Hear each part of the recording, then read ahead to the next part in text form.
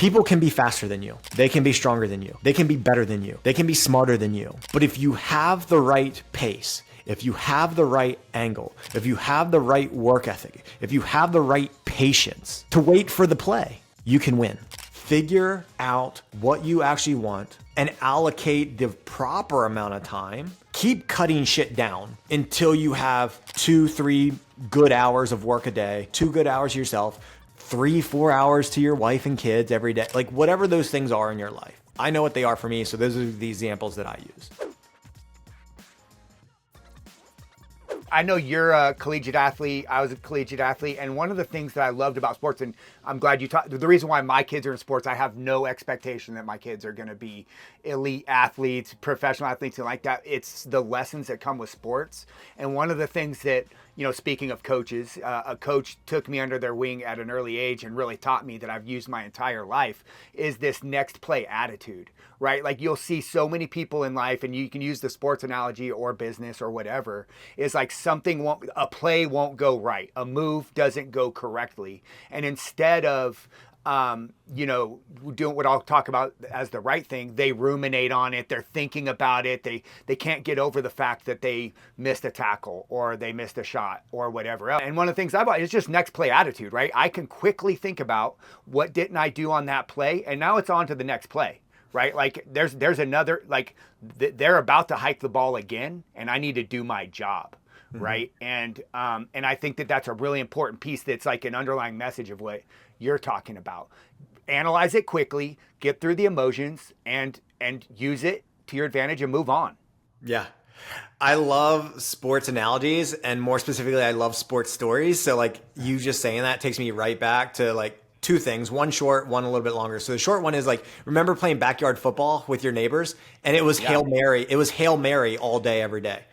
And then you go and you watch the NFL on Sunday with your dad, and like they're super jacked up about a 2-3 yard run on first down. And it's like, Dad, why are they super excited about that? And they're like, well, think about it. If you get 3 yards every play and you have 4 downs to get a first down, you will get a first down, you will score every single drive. So you don't need Hail Marys every play. You don't need to go for the end zone. You don't need to hit a grand slam.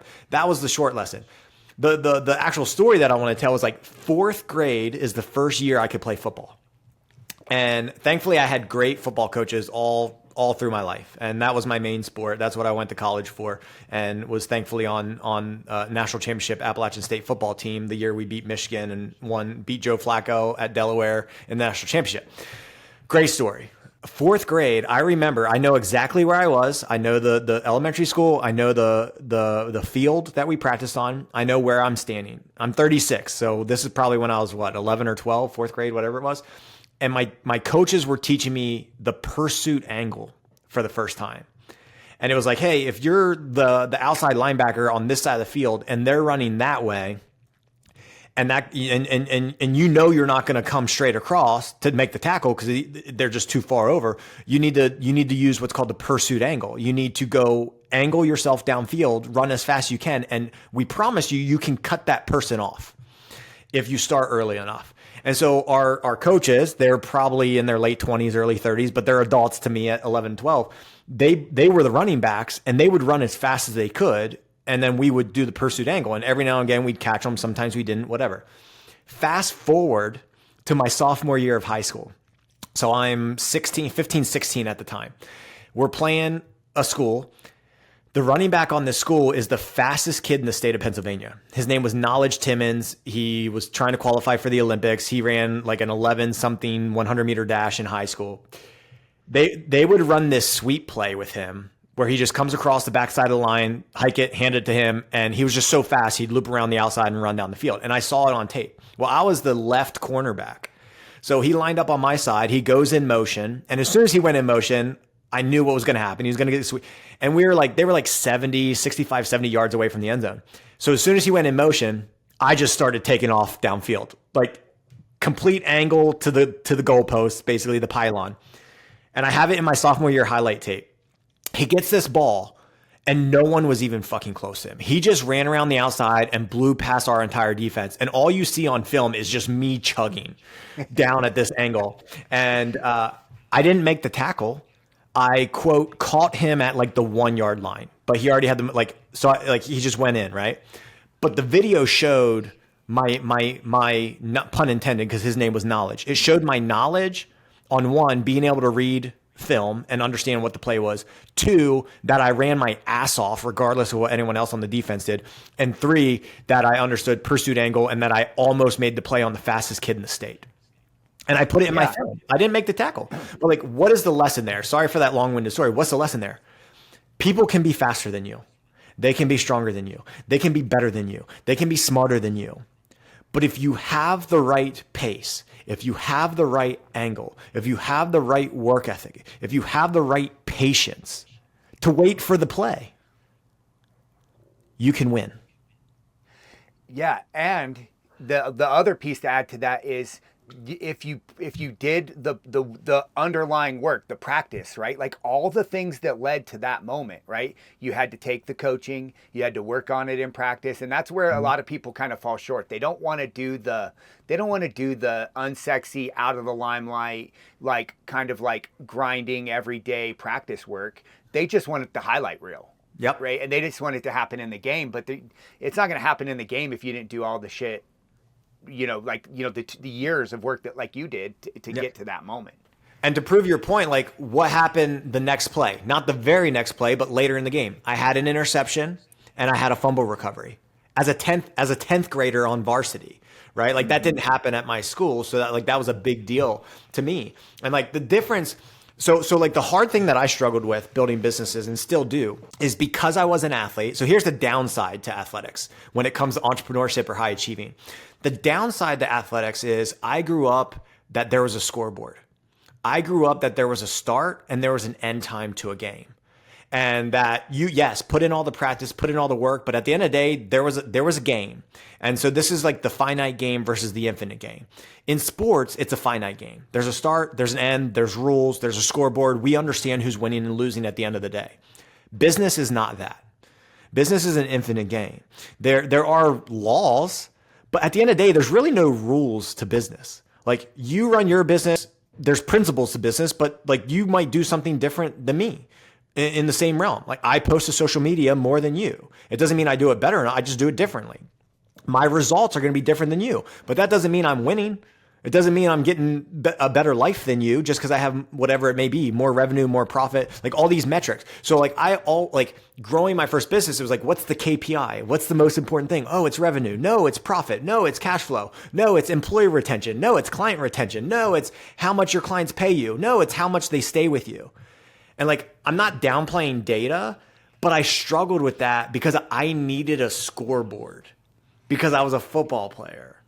And even though over time I understood there wasn't an end game unless I closed the gym, which I did, and move on to something else, the game of business didn't end for me. Just the vehicle I was using, the uniform I wore, the team I played for changed.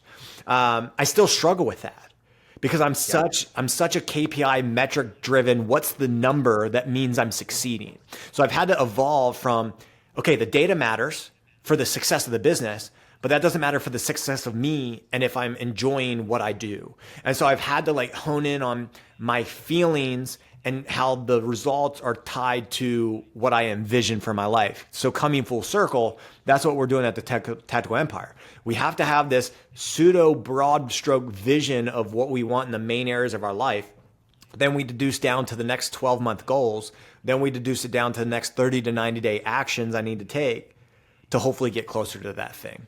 Yeah, I think that's really smart too, and I'm glad that you mentioned the infinite game versus the finite game because that's a really important message. You know, it's like in sports, against sport. You know, there's a couple analogies in my own life that I can apply to this. But at the end of the day, you know, there's a football season, right? Like you've got, you know, whatever it is, 9-10 games in the season, and if you make it to the playoffs, so on and so forth. But eventually that season's going to end.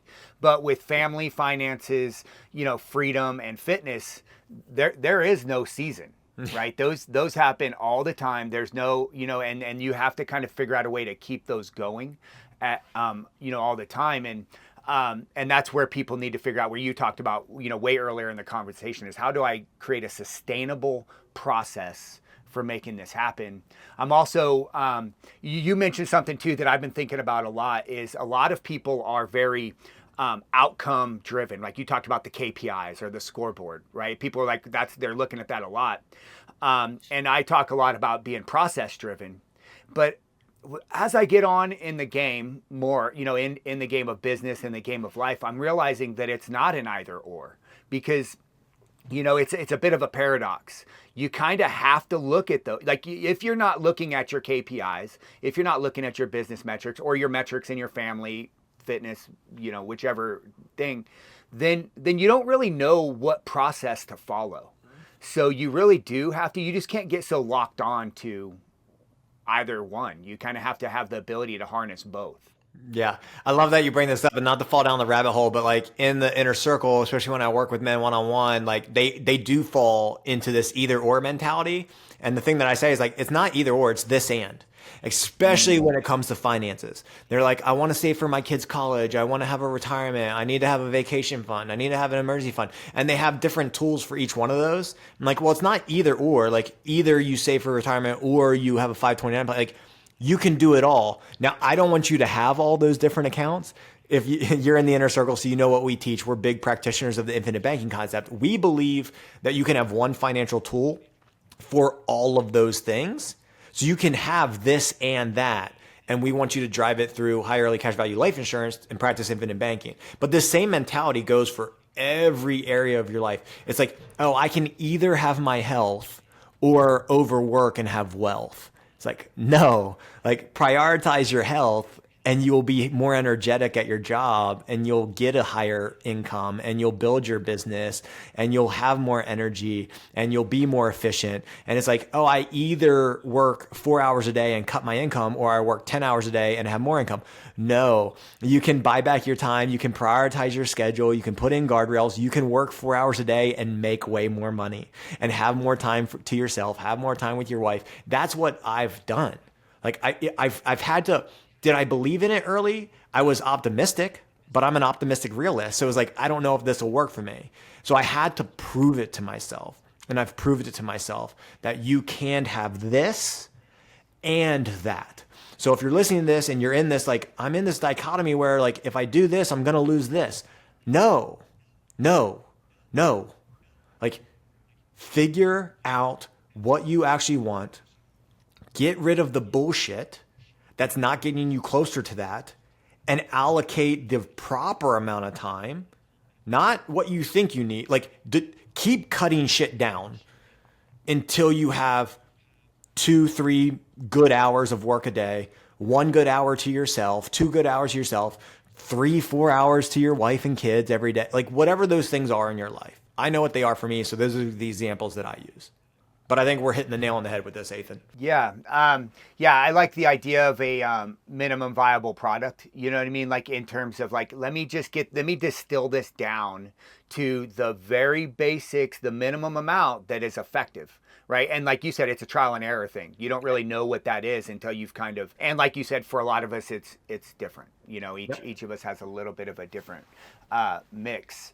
One of the things that keeps resonating with me while you're talking, and I'm curious about your thoughts on this, and this was a problem for me, and it's a problem for a lot of people that I work with, is the identity, right? Like like you were a collegiate athlete on a national championship team, and you've had these business experiences, and sometimes we get locked into this is who I am, and then we have a problem being any other way, in terms of growth, like taking coaching, working on a new, like infinite banking and the high value insurance policies is completely new to me.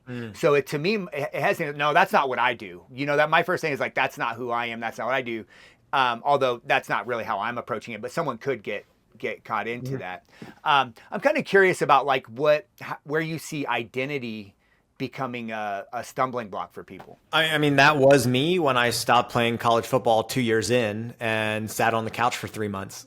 Because first time since 4th grade, I went from 4th grade to sophomore year of college being a football player, and that was my identity. And then same thing with businesses. Oh, I can't close this business down because what am I then? And so I may not have a perfect answer, but in hindsight, like what I've had to learn and understand is what are the characteristics and what are the values and what is my work ethic? Like what is my psychology on how I want to approach life. And so life is this big broad stroke thing, right? We're all going through this journey of life. But what am I doing right now? And am I using the characteristics, values, and work ethic that served me well when I was, quote, a football player? What am I? And then like the two months that I sat on the couch, I took that same work ethic and then put it into my schooling. Was it sexy? Was it exciting? Did I fancy myself as a student? No. But when I put that effort towards those things, and then I got straight A's and I got on the chancellor's list and I earned a mini scholarship, it's like, oh, okay, like this work ethic does work in this area. I don't want to be a student the rest of my life, but then I became a teacher. It was like, okay, so how can I use my work, a teacher and a football coach? So how can I use this work ethic to be the best, to provide to my students? And then I was the first teacher in my first year of teaching at 22 years old to get some sort of like, I taught finance and economics. And so there was some sort of blue ribbon award that the state of Virginia gave out. I was the first teacher in this district to earn that. And I did it in my first year. And then I opened a business, and then and so my thing, and I think this comes back to one, understanding your characteristics, your work ethic, and the values that you want to live by. But you could use those things in the wrong environment. And earlier you said ecosystem. So the reason why I left teaching, I loved teaching. What I didn't love was the ecosystem. And it wasn't so much the school I was in, but it was the ecosystem of school. It was the expectation and the other baggage that came with it, and working with people that were 40 years older than me that were stuck in their ways and not growing and teaching the same shit the same way they did 20 years ago. That wasn't for me. And so I think one, it's micro and macro, or it's internal and external. One, I believe most people don't actually understand who they are and what they want. So, and that's a lot harder work. So if you want to start with easier work, it's about your surroundings, ecosystem, and environment. Are you working for the right company? Are you in the right industry? Are you working for the right boss? Are you getting around the right people? Are you getting in groups? Are you going to the right webinars? I think that's easy. You could basically fix that in the next month. People are like, no, I can't leave my job. Actually, the process of leaving your job is pretty simple. You just have to resign. You have to write the letter. Like, I walked to the principal's office at 8:00 in the morning and told her this would be my last year teaching, right? That process was pretty simple. Doing the thing was easy. Getting there was harder. So it's a psychological thing. That's why I'm saying internal is harder. So change the external and then do the deep work internal. I think that's the faster way to get there, even though the internal work is more important. It usually is not flipping a light switch, whereas changing your environment can be, it's hard, but it can be a lot faster. So my answer to your question is understand yourself and change your ecosystem. And that way you'll actually be progressing the way that you want to.